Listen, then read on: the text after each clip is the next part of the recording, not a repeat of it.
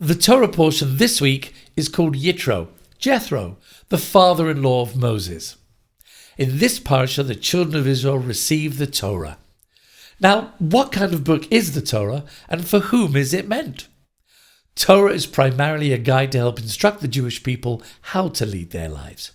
Let's take the creation story. This was meant to teach the world that God is the creator of the heaven and the earth. He can therefore apportion the earth to whatever nation he desires. And in fact, God chose to give the land of Israel to the Jewish people. But this message of the supremacy of God is a message not only for Jews, but for mankind as a whole. Unlike many other religions, Judaism teaches that all of mankind can reach the level of the righteous, even if they do not embrace the Jewish religion, provided they acknowledge the existence of the one God and live by a basic moral code. So it's easier for the non-Jew, who has only 7 categories of commandments to follow, to attain the level of the righteous. The fact that the Torah was given in a desert, a barren place belonging to no one and everyone, indicates that Torah has a message for all people.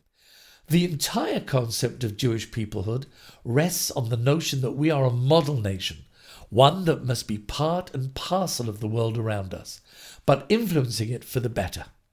It was in fact this influence of the power of the Jewish nation, leaving Egypt as free people, the splitting of the Red Sea, the defeat of Amalek, all this that motivated Jethro, the heathen priest, to join the Jewish people. Our sages claim that Jethro had been one of Pharaoh's advisors, so even idolaters can, under the right circumstances, be influenced for good.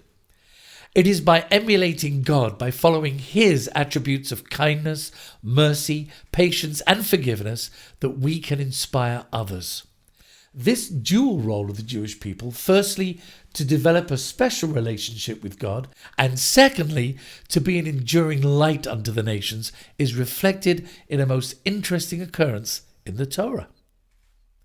We note in this week's portion that the first time the 10 Commandments were given, they were accompanied by much fanfare, thunder, lightning, sounds of the shofar, and the smoking mountain, so that the entire world would hear and listen.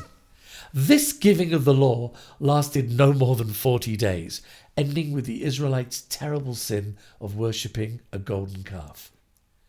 However, the second recording of the Aseret HaDibrot were given quietly. And it is these 10 Commandments given without pomp and circumstance which endures unto this very day. In fact, the quiet message, the Kol Demama Dakar from the Yonatan HaTokef prayer we recite during the High Holidays, a quiet and still voice, Yishama, is always heard.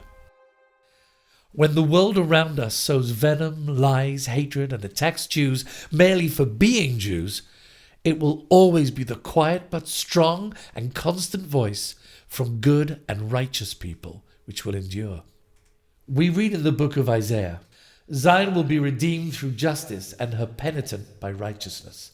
Tzion b'mishpat tipadeh v'shaveha b'tzedakah. Today, with the Jewish people finally sovereign again in the land of Israel, we've had an opportunity we have not had for over 2,000 years of having a model society that enables all to reach their potential and which we know is the envy of the entire world.